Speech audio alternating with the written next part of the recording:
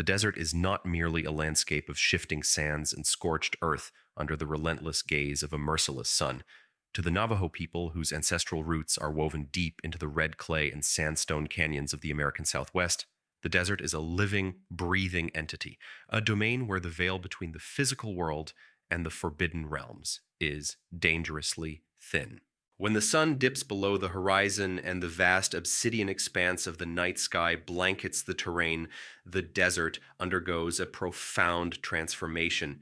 It ceases to be the home of the living and becomes the playground of forces that have existed since the dawn of time, entities that do not welcome the presence of the uninitiated. There is a profound silence that descends upon the desert at night, a heavy, suffocating stillness that the Navajo warn is not an absence of sound, but a deliberate holding of breath. It is a silence that demands respect, and more importantly, it demands that you adhere to a set of ancient, unyielding rules designed to keep your soul intact. To step into the desert at night is to enter a theater of shadows where the rules of reality are suspended. The most fundamental warning passed down through generations of Navajo elders is simple yet terrifying in its implications. Never, under any circumstances, look back when you hear your name called in the darkness. It sounds like a folklore trope, a simple ghost story meant to frighten children into staying within the safety of the firelight. But for those who know the truth of the Skinwalker and the malevolent spirits of the high desert, this is a matter of life and death. When you are walking through the vast, empty expanse of the desert night, the air carries sounds that defy explanation. You might hear the distant rhythmic thumping of feet on hard-packed earth or the sudden, sharp snap of a dry juniper branch behind you. You might hear the voice of someone you love, a spouse, a sibling, or a friend, calling your name from the shadows, their tone intimate and urgent. Your instinct, the very thing that makes you human, is to turn, to answer, to offer comfort or seek clarity. But the Navajo know that the desert is a master of mimicry. It knows your memories, it knows the cadence of the voices you cherish, and it uses them as bait. If you turn, if you acknowledge the call, you are granting permission for something that is not human to cross the threshold into your reality. You are inviting the entity to bridge the gap between the void and your physical form. And once that invitation is accepted, the consequences are irreversible. The desert at night is a place of psychological attrition, where the mind begins to fracture under the weight of the absolute darkness. The stars, which seem so comforting during the day, become cold, distant eyes watching your every move, judging your audacity for trespassing on hallowed ground. There are stories, whispered in the dim light of hogans, of travelers who wandered into the desert at night and returned but were fundamentally altered. They spoke of a cold that seemed to originate from inside their own bones, a cold that no fire could ever hope to thaw. They spoke of shadows that moved independently of the objects casting them, and of an overwhelming sense of being hunted, not by a predator of flesh and blood, but by a consciousness that viewed them as nothing more than prey to be toyed with before the end. This is the realm of the Skinwalker, the Yi-Naldlushi, a creature of Navajo legend that defies the limitations of biology and spirit. These beings, according to the lore, are individuals who have corrupted their own humanity through the practice of forbidden magic, trading their souls for the ability to shift into the forms of wolves, coyotes, owls, or bears. They are not merely animals, but vessels for a malice so profound it curdles the blood of those who catch even a fleeting glimpse of them. To encounter a skinwalker is to stare into the abyss of human depravity, and the desert is their primary hunting ground. They thrive in the spaces where civilization fades and the wild takes hold, moving with a speed and silence that renders them invisible to the untrained eye. If you find yourself in the desert at night, the Navajos say you must keep your eyes fixed firmly on the path ahead. Do not look at the shadows. Do not investigate the strange rhythmic scratching at the perimeter of your camp. And above all, do not acknowledge the things that speak to you from the dark. There is a psychological phenomenon known as the call of the void, that sudden, irrational urge to jump when standing on a high cliff. But in the desert, the void calls back. It tries to draw you into the darkness, to strip away the layers of your identity until there is nothing left but the raw, terrified essence of a creature being consumed by the unknown.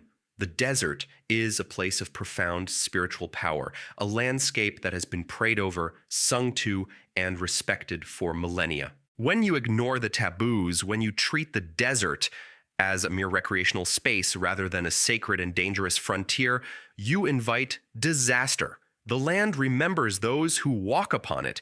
It records the vibrations of your footsteps and the cadence of your heart. If your heart is full of arrogance, if you believe that technology, flashlights, and modern sensibilities protect you, you are already lost. The darkness of the desert is not just the absence of light. It is a manifestation of the ancient primordial chaos that existed before the world was ordered by the holy people. It is a reminder that we are small, fragile, and transient, and that there are forces in this world that do not care for our laws, our logic, or our lives. Consider the story of the lost hiker, a man who, equipped with the best gear and a GPS, decided to cut through the desert to save time. He ignored the warnings of the locals, who told him to stay on the main trails after sunset.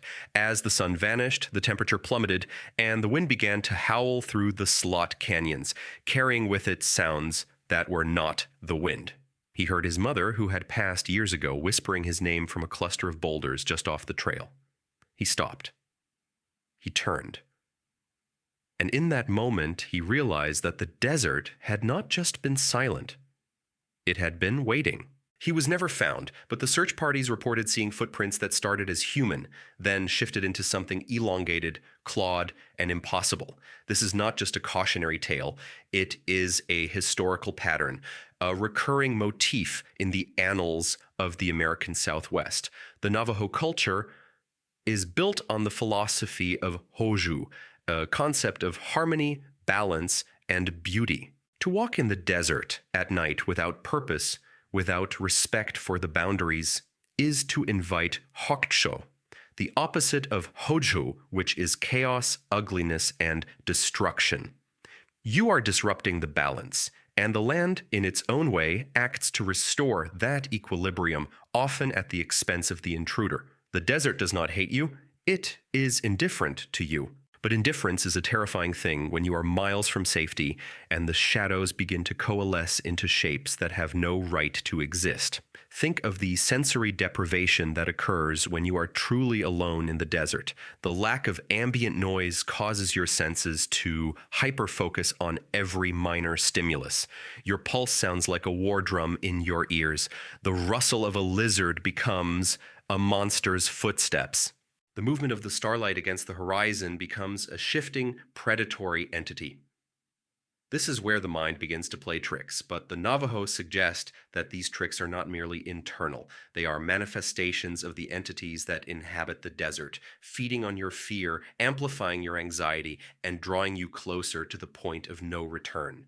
You are being invited to lose yourself, to abandon your grounding in reality, and step into the slipstream of their existence. If you ever find yourself in such a position, the only way to survive is to maintain your internal focus. Do not let your mind wander into the dark. Recite something that grounds you, something that anchors you to your own humanity. Do not look back. Do not answer. Keep moving toward the light of safety, even if it feels as though the horizon is receding from you with every step. The desert is a test of character, a crucible that strips away the superficial and leaves only the core of who you are. Those who survive the desert at night do so because they understood the fundamental truth. They were guests in a house that did not belong to them, and they acted accordingly. They understood that the desert is not a place for the prideful. It is a place of humility. The Navajo people have survived in this harsh, unforgiving environment for centuries because they listen to the land. They know where the spirits dwell. They know the times when the veil is thin, and they know the price of arrogance. They don't walk in the desert at night because they know that there are things in the dark that have been there since the beginning, ancient sentinels of a forgotten age that do not take kindly to intruders. When you read these stories, when you feel that cold shiver down your spine, You are tapping into a collective memory, an ancient, instinctual fear of the dark that resides in all of us. It is the fear of being hunted, the fear of the unknown, the fear that we are not the masters of this world we think we are. The desert is the perfect setting for this realization because there is nowhere to hide. There is no wall, no ceiling, no barrier between you and the infinite. You are exposed, and in that exposure, you find the truth of your own insignificance. The darkness is not empty. It is crowded with the echoes of everything that has ever happened, and the intentions of everything that still walks the shadows. If you are skeptical, if you think these are just stories told to pass the time, you are the exact type of person the desert is waiting for. The desert loves a skeptic, because a skeptic is someone who walks with their guard down, someone who believes they are in control, someone who is ready to be broken by the reality of what exists just beyond the reach of their flashlight. The Navajo warn that the desert is a place where you can lose your soul, not just your life. To lose your life is a tragedy, but to lose your soul, to become a part of the landscape, to be a shadow that calls to others, that is the ultimate nightmare. This is why the warnings are so strict, why they are passed down with such intensity. They are not just rules. They are a map for survival in a world that is far more complex and dangerous than we are taught to believe. As you sit there listening to the silence of your own room, consider how quickly that silence could become the heavy, oppressive silence of the desert. Consider how easily the familiar sounds of your life could be replaced by the mimicking, chilling calls of something that wants you to turn around. The desert is always there, waiting. It is patient. It does not need to rush because it knows that eventually everyone who ignores the truth will find themselves in the dark. And in that dark, they will finally understand why the Navajo say, "You must never look back." The stories are not meant to entertain you. They are meant to warn you. They are a hedge against the encroaching shadow. Every time you share these stories, every time you acknowledge the power of the land, you are honoring the wisdom of those who came before. You are acknowledging that there are things in this world that are beyond our control, and that respect is the only currency that matters when you are walking the edge of the abyss. The desert is not a place to conquer. It is a place to survive. And survival begins with knowing when to keep your eyes forward and your mouth shut. The wind carries more than just dust. It carries the voices of the past, the warnings of the ancestors, and the hunger of the things that hide in the red rocks. If you hear your name, even if it is the voice of your mother, even if it is the voice of someone you buried, keep walking. Do not let the desert claim you. Do not let the shadows bridge the gap. Stay on the path, and when you finally reach the safety of the morning light, look back at the desert and offer a prayer of gratitude that you are still yourself, that you are still whole, and that you did not give in to the temptation of the dark. This is the wisdom of the Navajo, a wisdom forged in the fires of the desert and tempered by the cold of the night. It is a wisdom that has saved countless lives, and it is a wisdom that you would do well to carry with you, whether you ever step foot in the desert or not, because the darkness is not just in the desert. It is in the hidden places of the world, waiting for the moment you decide to turn around. There are those who will dismiss this as superstition, as the remnants of a primitive culture trying to explain the unexplainable. But those people have never felt the weight of the desert night. They have never heard the silence that is not silent, and they have never stood at the edge of the world and realized that something was looking back at them. The Navajo know better. They know that the world is a fragile construct held together by the traditions and the respect we show to the forces that exist alongside us. When we break those traditions, when we cast aside the warnings of the elders, we are inviting the chaos back into our lives. We are opening the door that should remain locked. And once that door is open, there is no closing it. The desert is just one of many doors. The woods, the mountains, the deep, dark oceans, they all hold the same potential for the unknown, the same capacity to test our resolve and our sanity. But the desert with its vast open spaces and its stark, unforgiving beauty, is perhaps the most honest of them all. It strips away the pretense of civilization and shows us exactly what we are. We are small, we are temporary, and we are surrounded by things we do not understand. The next time you find yourself in the dark, think of the Navajo. Think of the rules. Think of the things that mimic the voices of the people you love.